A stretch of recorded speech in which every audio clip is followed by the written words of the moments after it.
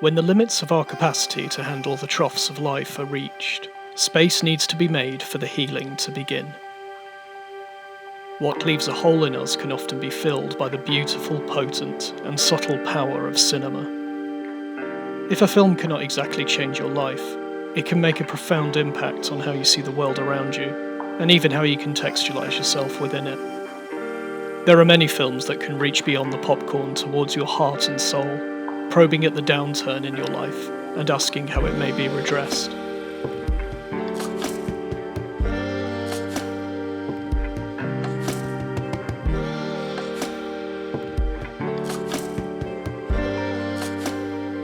The following 4 films dare to ask the difficult questions, yet invigorate the creative spirit and make us feel the fire within. These are films that care about us, in sharing the human experience.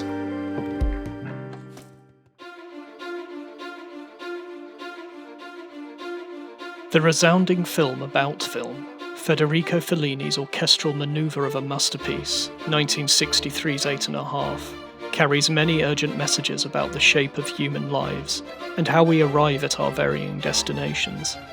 Its empathetic qualities stretch beyond the industry of cinema.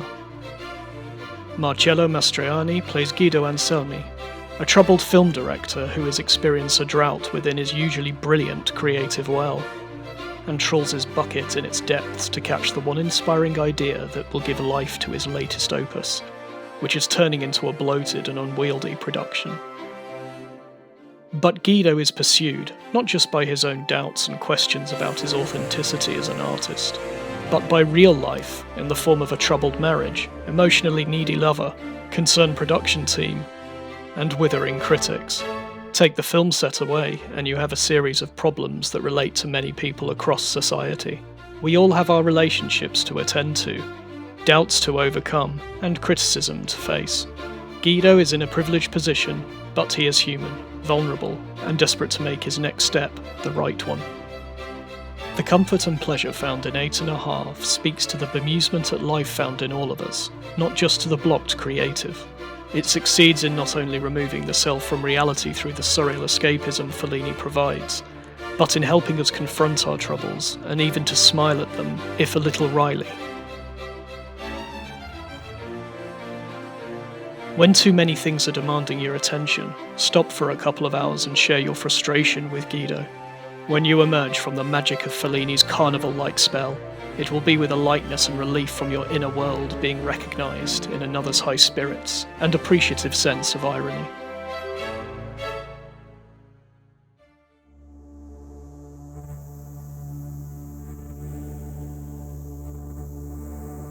The irony of 1979's meditative sci-fi film Stalker, created by the great Andrei Tarkovsky from the book Roadside Picnic, is that it is a film about searching for the meaning of life while possibly being the film that took the life of its director. Despite its ambiguity and bleakness, Stalker remains an enigmatic surprise that proves more restorative than the Yagala River, the stretch of Estonian water that ran from a toxic chemical plant to one of the film's locations.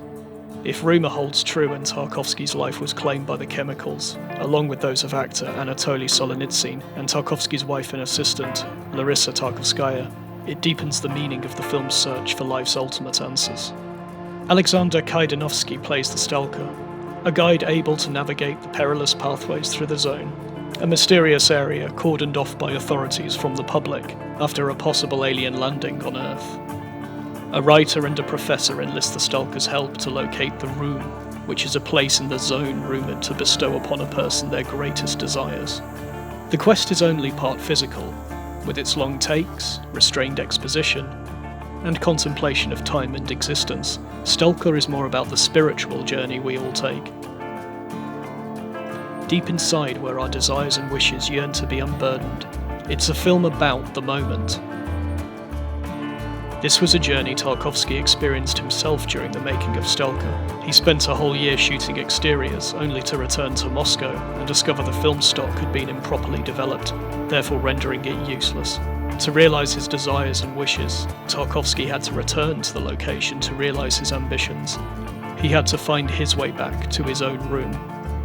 Tarkovsky remains one of cinema's greatest luminaries, perhaps its greatest, by way of his commitment to the movement of the human body and how it reveals the metaphysical space that binds it to the soul. Stalker expresses our frustration that we are failing to see some of our dreams realised, and indeed, our frustration that we may never do. It's one of the few films that teaches us how to be human. Stalker appreciates the journey we are all on, and understands that it is this journey, and not the destination, that gives our lives purpose.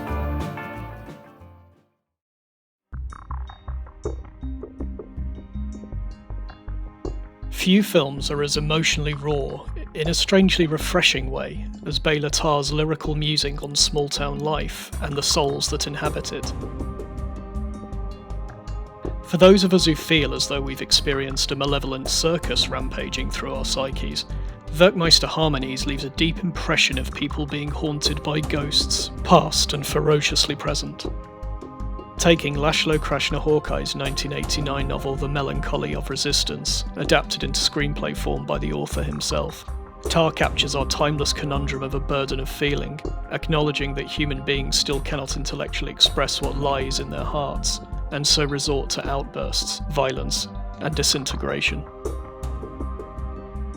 Filmed in long takes, resulting in a total of just 39 complete shots in 145 minutes of runtime, Werckmeister Harmonies' melancholy is pervasive, but not unbroken.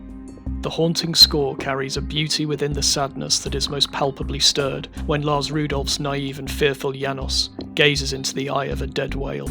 The whale itself, a reminder of nature exhausted by humankind's inexorable appetites, possesses a wisdom of ages that connects the viewer to an immersive and humbling worldview. If this sounds like too much existential angst and spiritual emptiness for your liking, no one could blame you. But Tarr's insight into our condition is surprisingly restorative for all that.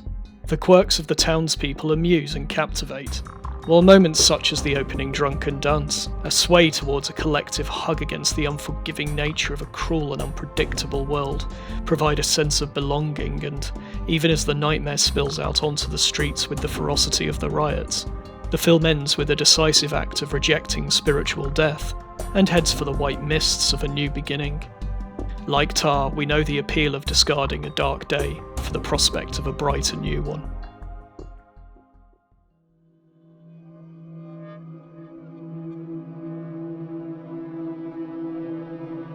That brighter day might belong to the isolated temple in the middle of a Korean river, where Kim Ki-duk crafts a meditation on being, belief, true love and the self in all its forms, all its possibilities.